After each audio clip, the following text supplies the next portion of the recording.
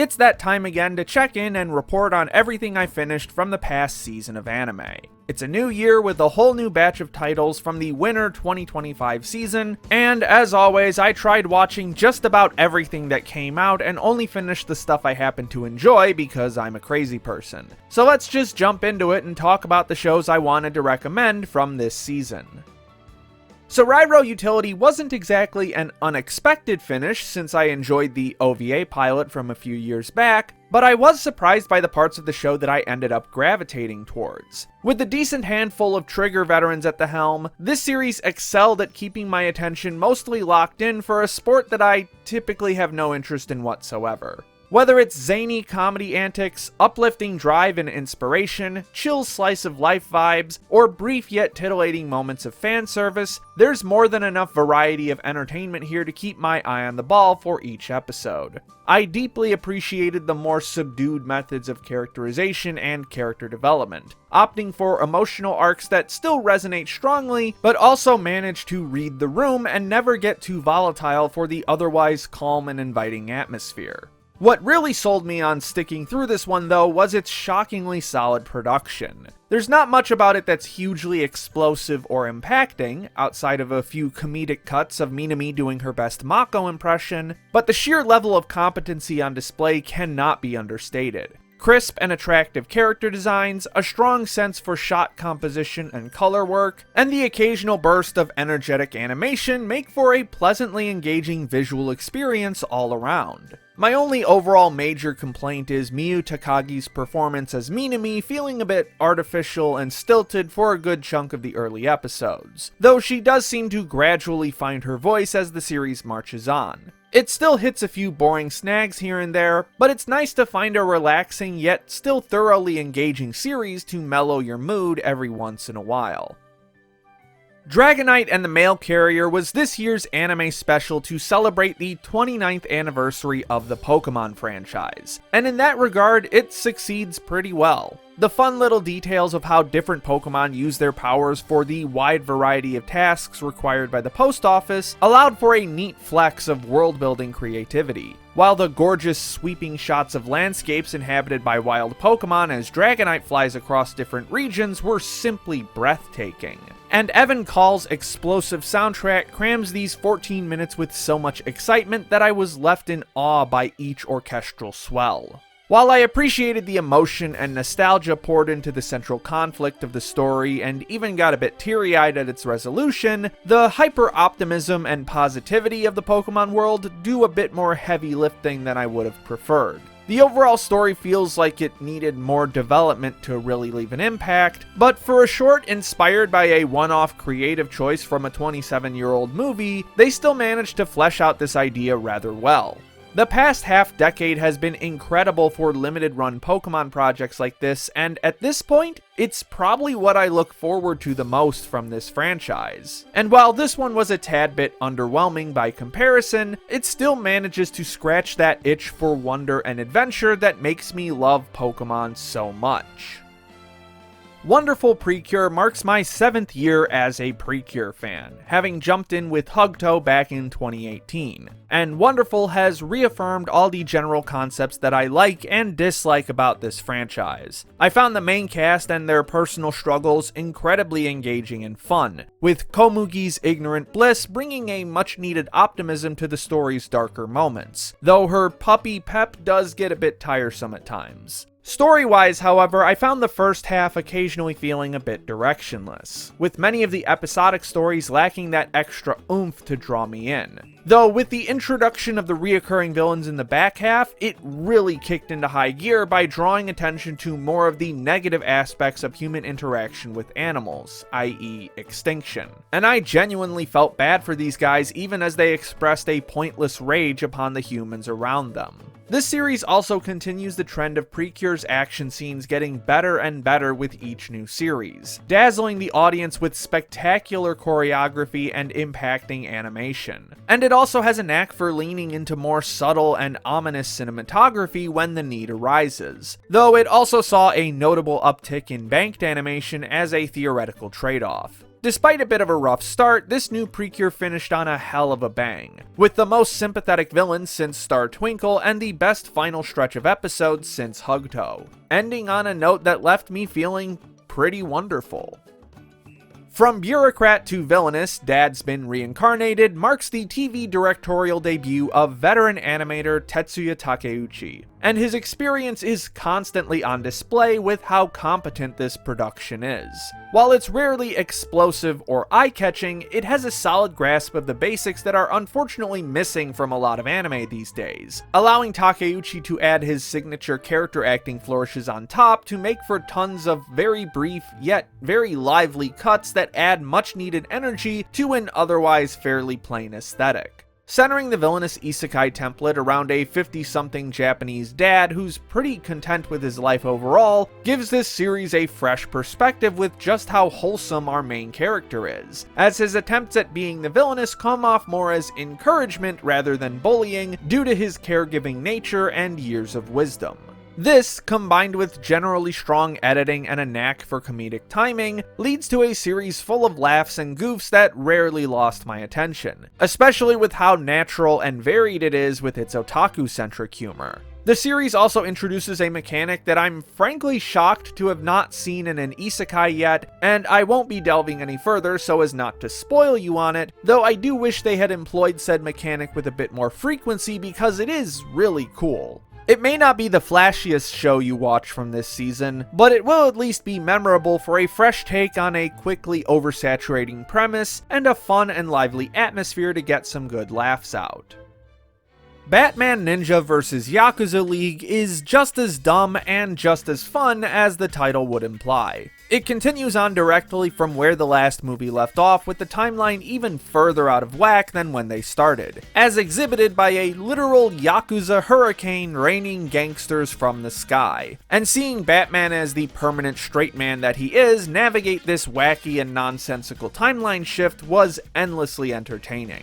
The voice cast certainly puts in the work to this as well, whether it's the bombastic Akio Otsuka, the nobly alluring Romy Park, or the batshit insane cackling of Rie Kugamiya. The raw voice talent behind this project cannot be underestimated. I'm only vaguely familiar with the dynamics of the Justice League on the whole, having grown up on the cartoon in the early 2000s, but even still, I was able to get a solid feel for how these characters typically interact with each other, and even catch some fun little references here and there. If you're wary of this one being a full CG production, fear not, because having Kamikaze Doga at the helm is always going to lead to a good time. As, much like the last film, this new entry is filled to the brim with explosive and blood-pumping action sequences and outlandish redesigns of classic superheroes. It's rare these days to get a tight 90 minutes of action spectacle that earnestly takes its plot seriously despite its inherent silliness, and I love that this very weird DC spin-off can consistently provide that for me. The Red Ranger becomes an adventurer in another world certainly sounds like repetitive genre slop, but this combination of isekai and Super Sentai turned out to be a surprisingly pleasant blend. The writing clearly shows a love and admiration for both subgenres, whether it's the campy hype of our Henshin hero and his wide range of attacks and weapons, or the unexpected complexity of the fantasy world he gets dropped into, and how the politics of said world become more and more enrapturing over time. Admittedly, the first half is a bit corny in terms of the relationship theming of Togo's power sets, but it more than pays off in the second half when it becomes fully incorporated into the narrative and how the idea of relationships affects each of our main characters. Speaking of which, I genuinely loved pretty much every major character in this show. Whether it's the individual quirks that make up these dysfunctional weirdos, the incredible comedic chemistry they share, or the intriguing rivalries of varying stakes, the character writing is incredibly solid, with a special shout out to Azir for easily being one of the most sympathetic antagonists I've seen this season considering our current societal climate. The one area where I wish we had gotten more, unfortunately, would be the art and animation, which isn't bad or mediocre by any stretch, but also never reaches heights that I would say are truly impressive either. It's a solid C+ to B- across the board in terms of visual competency. And compared to anime of similar genre, you could certainly do way worse. Above all else though, this show is really fun. And fun things are fun and should be enjoyed for the little details they bring to the table. Dragon Ball Daima is the not-so-stealth remake of GT that I didn't know I needed, but I'm so glad I have now. It combines the wondrous sense of adventure I remember from OG Dragon Ball and the high-octane, continent-shattering fights of Z into a delightfully lighthearted brew that's shockingly easy to binge. The expansive and endless string of fascinating world-building details reminded me of why I fell in love with the original series in the first place, while the explosive combat got my blood pumping something fierce, both from its insanely high production value and from its surprising creativity in terms of choreography and setting. The repurposing of previously established Dragon Ball tropes also brought us a ton of fun new characters to play around with, many of whom I love to death and would love to see more of in potential future installments, though it also gave us a few that are just the old thing but worse. Admittedly, it also shares some of the faults of its predecessors as well. Though most of the humor was just as funny as I remember the original being, it also occasionally devolves into loud screaming and funny faces for the camera.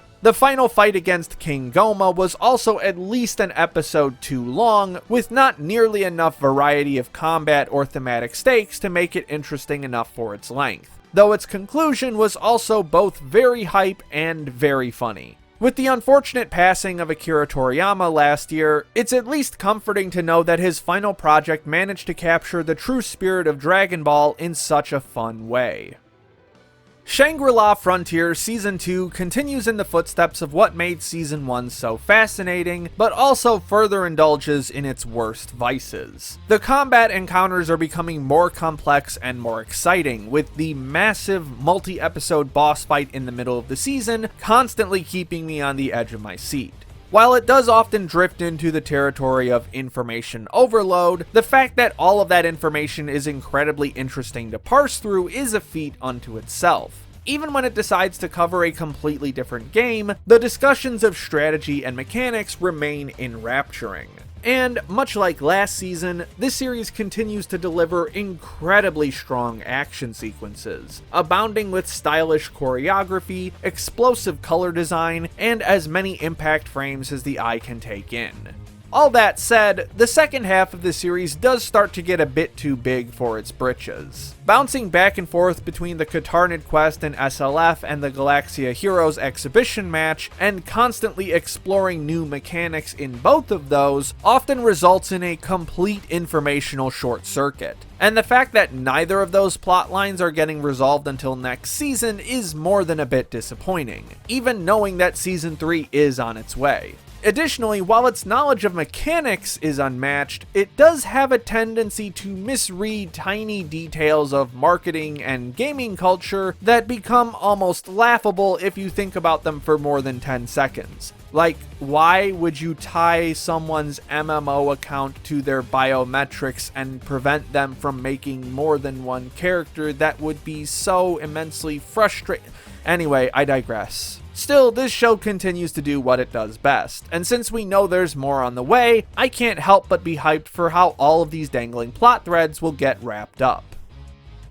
Medalist is an adaptation of one of my favorite manga and could not have been given to a worse studio for said adaptation. And while it managed to assuage my fears of a complete production collapse and come out the other end as a solid work unto itself, I still find myself constantly nitpicking many aspects of the final product. Despite the gorgeous character models and intense lighting effects and fun little character acting moments, there's also this sense of everything not fully fitting together. Like it's missing something at its artistic core to unify all these elements into a cohesive whole. And there were more than a few editing choices that felt a bit jarring and disorienting. Going mostly full CG with the figure skating segments was a bit of a disappointment, as many of the movements came off a bit robotic, but the sweeping, fast-paced camera work left the hype levels strong enough to easily carry the excitement of each performance, often punctuated by some incredibly gorgeous character stills. Inori's evolution from depressed and hyper self-conscious to confident and full of love for herself and her skating was immensely endearing, and the plethora of side characters created a dense and intriguing web of friends, rivals, and role models for her to interact with. Though there are also a good deal of overly dramatic moments that came off more abrasive than engaging, perhaps as a result of Juki Hanada's penchant for writing melodrama that I normally enjoy when it's in the right context, but felt was a bit out of place here.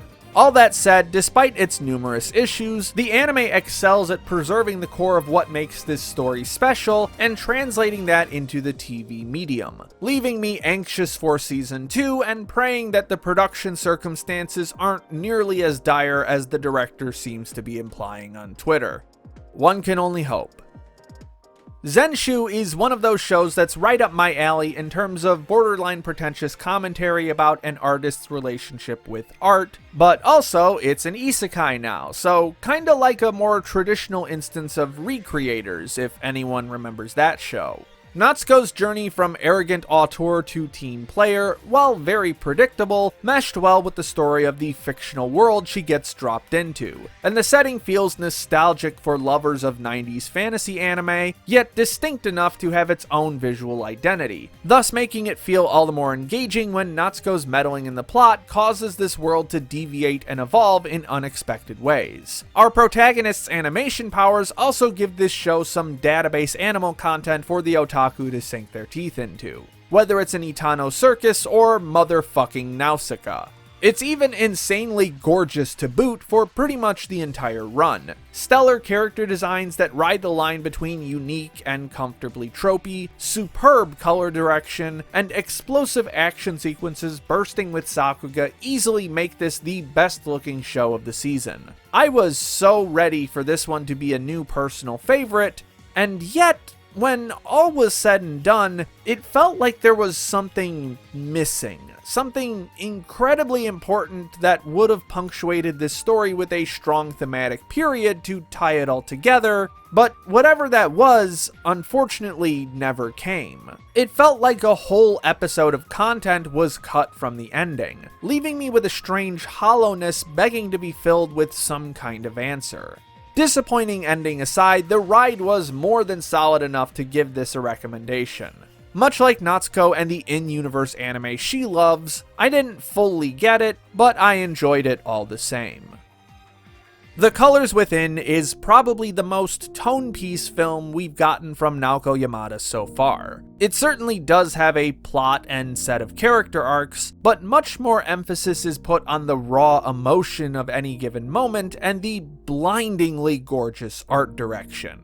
Totsuko's fantastical extrasensory ability to view the color of other people adds visual supplement to the turbulent emotions she and the others around her experience, while also being cinematically brilliant as an abstract expression of feeling. Whether it's this director's penchant for inserting breathtaking flower imagery into as many shots as she can, the older style of rock music whose wall of sound completely engulfs the listener, or a parade of the most beautiful examples of color design you've ever seen, sensory experience is just about the only phrase that could properly describe how it feels to watch this film. Though I do wish the big concert scene at the end was synced up to the music a bit better. The rare addition of a Catholic school setting brings the themes of guilt and regret to the forefront, not in a ham-fisted theocratic way, but more so as a way to highlight the self-resentment these characters feel about not living their truths to the fullest and not sharing their true selves with the important people in their lives. Despite its relatively low stakes, this is a film that invites you to feel as strongly and intensely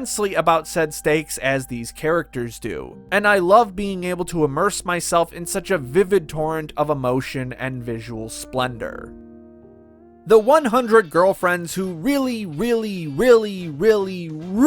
Love You Season 2 has easily cemented this series as one of the funniest anime I've seen this decade, getting me to bust a gut multiple times per episode. The extremes to which it takes its parodies of anime tropes is rivaled by very few, yet it never loses focus or direction in favor of random nonsense. And the sincerity with which it approaches both its comedy and character writing easily grounds the viewer within this wacky insanity. The introduction of 5 more new girlfriends does start to show the limitations of the story's premise, with some just not being quite as interesting as others, but the hits far outweigh the misses, with Kurumi easily taking my best girl slot for now. It also avoids the obvious pitfall of leaving the old cast on the back burner by constantly cycling them in with new ways to flesh them out. As a diehard tsundere lover, the last 2 episodes felt like they were written for me specifically, expanding on Karane's character in ways that were just chef's kiss. I was also completely taken aback by the sheer amount of references crammed into this season. More specifically, how much this show really loves Dragon Ball Z, with each reference being employed both in a way that somehow feels crucial to the plot and with an explosively fun visual presentation, which kinda goes for the show on the whole.